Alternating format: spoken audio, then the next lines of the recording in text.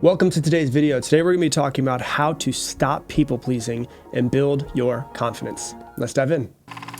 Let's really start to define what people-pleasing is. People-pleasing is basically an adaptive behavior where people prioritize the needs of other people, the desires of other people, the approval of others over their own. And so they put everybody else first and they put themselves last. The core of it is a strong desire more than anything else to just be accepted by other people. And this in turn leads to actions that are more about making other people happy than about fulfilling your own personal needs, your own personal desires, and just throwing yourself at the back. And it's really about making other people happy or what you think will make other people happy and just ignore your own needs. And so let's immediately go to, where does people pleasing start? Well, you guessed it, just as everything we basically talk about in this podcast, almost always starts in the childhood, right? People pleasing often starts in childhood, and kids learn from early ages that certain behaviors get them praise from their parents, certain behaviors get them the exact opposite from their parents. And sometimes they get praise from their teachers, and sometimes they get reprimanded from their teachers. And so, certain behaviors will get us praise when we're younger, and certain behaviors will get us reprimanded. And once again, if you have children, if you want children, what it's really important to understand is that all a young child really cares about more than anything else, and this isn't really like a conscious thought, it's just a subconscious underlying omnipresent feeling, is, does my mother love me and does my father love me? And I understand that sometimes children need to be reprimanded, but to a child, what reprimanding really feels like is a retraction of love. And so what happens is a lot of times people will become people pleasers because it was something that they had to do in childhood to not feel their parents' love be retracted from them. So what do? Whatever their parent wants them to do to not feel insecure about that parent's love. So, for example, a child might notice that if they get good grades or if they're very obedient, it makes their parents happy. And over time, what happens is the child starts doing things to get the parents' approval, not the things that they actually want to do. And so it's not just this one way that it happens. I'm going to give you quite a few examples today, but it's really important to understand where it comes from. And Dr. Murray Bowen, who's a really well-known family therapist, found that kids often try to please their parents to keep peace at home. And this is called the differentiation of self, which is they have their own desires that the self wants, but instead of going for what the self wants, they do what they feel will keep them accepted. And so, with people pleasing, it's a behavioral adaptation to your environment as a child is the easiest way to think about it. For some reason, you thought unconsciously, if you are a people pleaser, you thought that it would benefit you and it had benefit to you as a child. And as an adult, it can lead to feeling overwhelmed. It can lead to feeling stressed. It can feel burned out. You can feel resentful of other people. If you feel overwhelmed or stressed or burned out or resentful, or you feel like you have to constantly be someone for someone else, so that you're always putting yourself on the back, or maybe that you have to be happy all the time, there's a good chance that you actually might have some form of people pleasing within you. But the core of the feeling of people pleasing is, I'm worried at the core that who I am, that I'm not good enough and I need to be somebody else to be accepted or to keep the peace. But if you're an adult listening to me, it's probably time for you to let go of it as an adult. So as adults, people pleasers, we have a really hard time saying no. And so they often feel really guilty and they don't want to, say no to other people, or even what they don't want to do something that will make other people think differently of them. They want others to be happy. Even if they're unhappy doing it, even if it stresses them out, they'll put other people in front of them. And they're usually very concerned about the other people's that exists around them, their judgments and their opinions. And so let me give you a couple of quick examples of how people pleasing can appear if you're an adult. So like at work, people pleasers tend to take on too many tasks because they're afraid of saying no. They're afraid of saying no to their boss. They're afraid of saying no to their coworkers, people not liking them, people judging them. And they feel like if they say no, they're going to get rejected by whoever is asking that something of them. And so they'd rather be stressed with too much to do than feel that rejection. because that's probably the rejection that they felt from their parents at some point in time. And that's a core wound that they have. And so this can lead to feeling very overwhelmed because they can't say no, and they're exhausted and burned out. In a relationship, it can pop up where, they hide their true feelings to avoid arguments and to avoid rejection. And it can make your relationships feel one-sided. It can make them feel very unfulfilling. With friends, people pleasers often just go along with what other people want, even if it's not what they want. They don't make a decision. They're just like, yeah, whatever you guys want to do, I'll just go along and do. And we just do whatever it is just to fit in. And so I'm going to give you a couple different examples of how this would work. I'm going to give you, fake people. And I name them for you, and I give them names, and we're going to talk about their childhood and into adulthood, and we'll see if any of these kind of hit home with you, okay? So the first one we're going to talk about is Emma. We'll call her the overachiever, right? In her childhood, Emma grew up with parents who had very, very high expectations. And her parents praised her mainly when she excelled academically, or when she performed really well in extracurricular activities, or when she won a trophy in sports. And basically what that taught her was that she needed to achieve in order to earn their love and approval. She felt that she had to earn their love and approval versus just being there no matter what. Because sometimes people, and I've heard this many times, is that when they're children, their parents just love them when they achieve, when they do well, and then they lose a basketball game and their parents don't talk to them on the ride home. And it's like, oh, I have to win in order to be loved. So in adulthood, the way that this pops up for someone like Emma is she constantly takes on extra projects at work and almost always wants to be striving for perfection because that's something that she learned she had to be when she was younger. So often what she does is she works really late at work.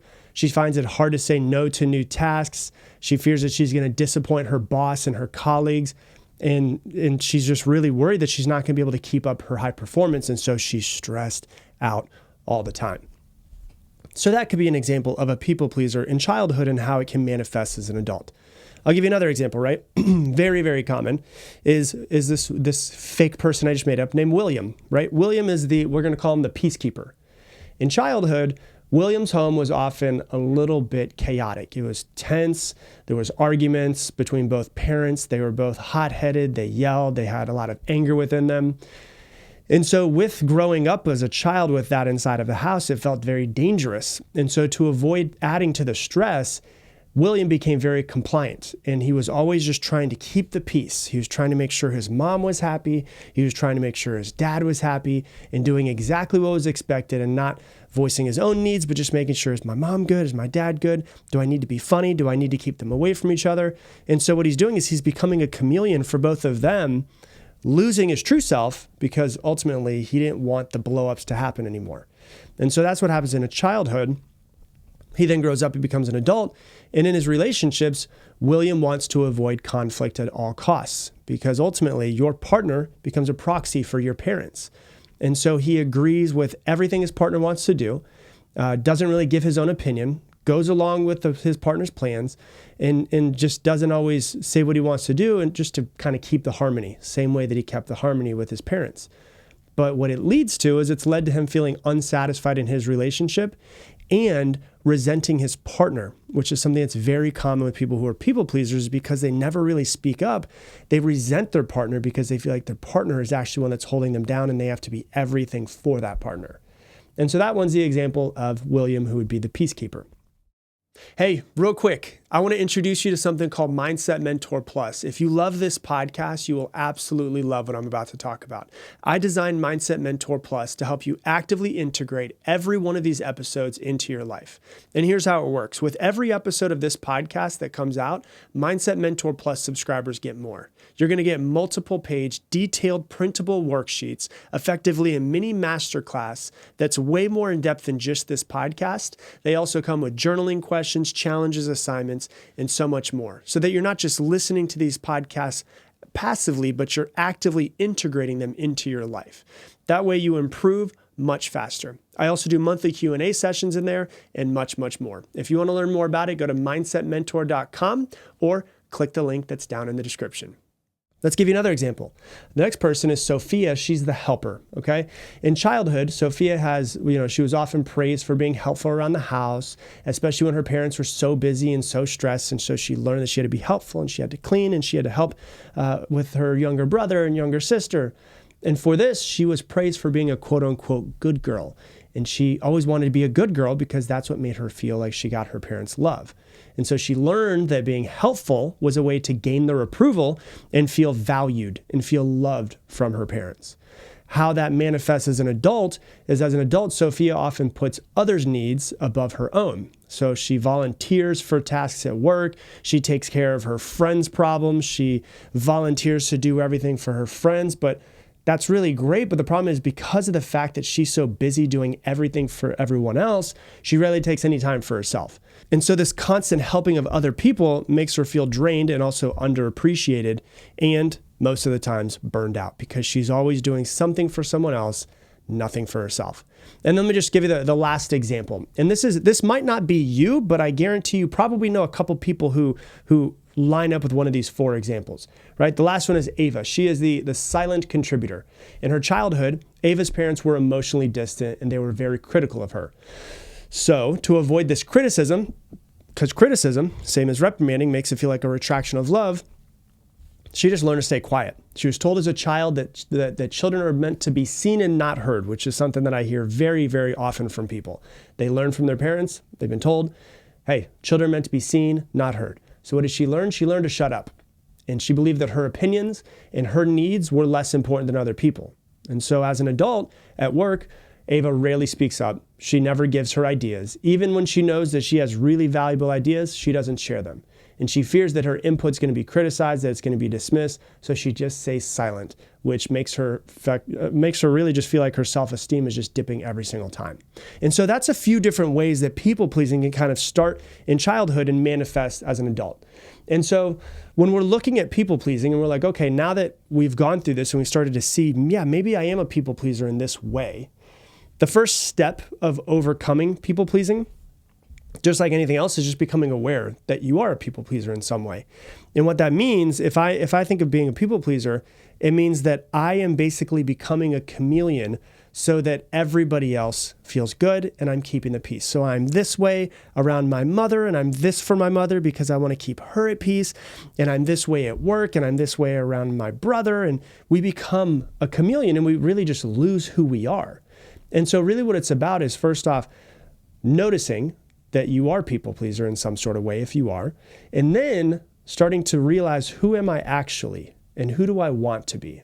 Like, I've kind of lost myself over the years. Maybe it's about me rediscovering who I am. And so there's a couple of steps that I want to give you that will really help you out. The first and probably the most important thing that you can do as a people pleaser is to learn to say no.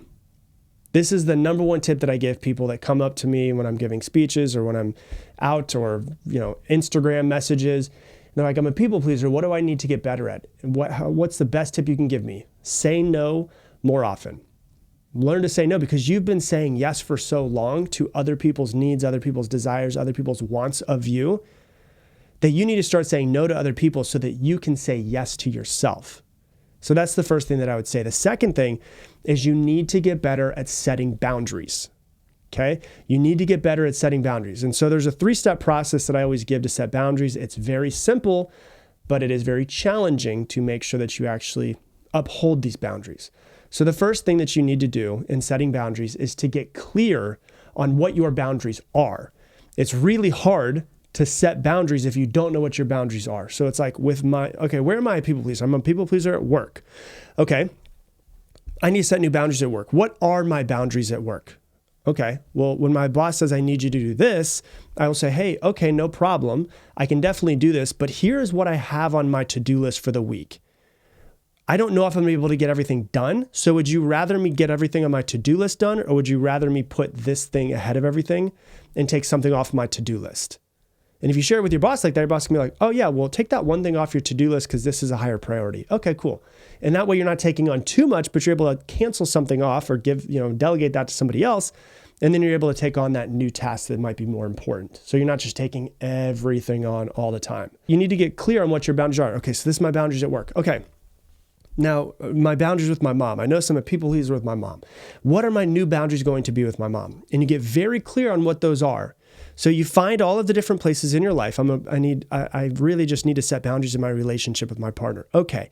How do you need to set boundaries? And so you've got to get very clear, crystal clear on what your boundaries are in each of these individual places in your life. The second thing that you need to do is you need to communicate your boundaries in each of these areas. So if you have new boundaries with your mother, you need to communicate clearly, because the more clear that you are with them, the more that they can understand it and give them the why. I need to set this boundary because of X, Y, Z. So you communicate that boundary with them. And then you say, okay, to my boss, I need to do this. To my partner, I need to do this. And first you get very clear on them, then you communicate them very clearly as well. And then the third part about boundaries is you need to stay firm on your boundaries. The worst thing you could do is get clear on your boundaries, communicate your boundaries, and then just let people step all over you, because then your confidence is going to go down even more, right? So it's like you've got to stay firm. You've got to say, hey, mom, remember when we had this conversation around X, Y, Z? Well, I'm really starting to hold my boundaries around this thing. I'd appreciate if you can understand these boundaries that I'm now setting with myself, because really I'm just trying to gain more confidence in my own whatever it is that you're trying to gain confidence in, right? And so you've got to, number one is you have to make sure that you get very clear on your boundaries. Number two, you have to communicate them clearly. And number three, you have to stay firm to those boundaries. And so that is number two, is to get clear and set boundaries. And then the third thing is to start finding ways to build more confidence in yourself. If you want to build more confidence, you can go back. I have episodes on how to actually build confidence from yourself. But I want you to understand this. If you're a people pleaser, the reason why you're a people pleaser ultimately is because you're seeking validation from other people. And I've been saying this a lot recently. I hope that you really understand this deep in your bones, is what you're seeking from other people, what you're seeking from the outside world, you're actually seeking from yourself. And so if you're seeking validation and acceptance from other people, what you're really searching for is validation and acceptance from yourself. Because when you accept yourself fully, you don't need anybody else to accept you. That you can still want them to, and they can still accept you, but you don't need them to validate you. You don't need them to accept you. You don't need them to love you, because you ultimately already feel whole without anything else being necessary. And so you've got to start to build confidence within yourself and start to give yourself whatever it is that you feel like you're seeking from other people. And another way that you build confidence within yourself is to start doing what you say you're going to do. Set small goals, show up for yourself, and actually start doing the things that you say you're going to do, because ultimately you're always watching yourself. You're the only one that's with yourself all the time. And so when you say, oh, I'm going to work out tomorrow, and you don't work out, well, you're lowering your self-confidence. When you say, oh, I'm going to wake up early, and then you sleep in, you're lowering your self-confidence. But when you show up and you do the things that you say you're going to do, you build confidence within yourself, which is ultimately, when you have more confidence within yourself, you don't need people to validate you and to accept you, because you have your own self-confidence. And so that's what it's like to be a people pleaser. That's where it comes from. That's how it manifests as an adult. And that is how you actually start to overcome and work through your people pleasing. So that's what I got for you for today's episode. If you love this episode, the best way that you can say thanks is to share this somewhere in the world. The only way this podcast grows is from you guys sharing it. So if you would put it on your Instagram stories and tag me in it, Rob Dial Jr., ROBDIALJR, I would appreciate it. That way people can find it, they can learn about it, and ultimately we can help people who follow you that might not even know right now, listening to this podcast exists. So if you would do that, I would greatly appreciate it. And also, if you're the type of person out there that's really trying to exponentially grow, you're going to love something that I have that's called Mindset Mentor Plus. And here's how it works. For every single episode of the Mindset Mentor that comes out, Mindset Mentor Plus listeners get a whole lot more to really integrate each episode into their life. So with every episode that comes out, you'll get detailed worksheets that you can print out, that you can underline, that go even deeper into every single episode that I put out. It's got journaling questions. It's got assignments. It's got all of that. It's got an entire community of over 1,300 people that you can connect with that are all interested in the Mindset Mentor, that are interested in growing themselves and improving themselves. You might make a couple extra friends that are into growing themselves as well. And the last thing it comes with, as well as last main thing that it comes with, as well as a few other smaller bonuses, is we do monthly Q&A sessions every single month where you can actually ask me questions live and get your questions answered by me. So if you're interested in learning about it, go to mindsetmentor.com. Once again, mindsetmentor.com. It is way less than a cup of coffee a day. So if you're interested in it, go to that website, check it out. And with that, I'm going to leave you the same way that I leave you every single episode. Make it your mission, make somebody else's day better. I appreciate you, and I hope that you have an amazing day.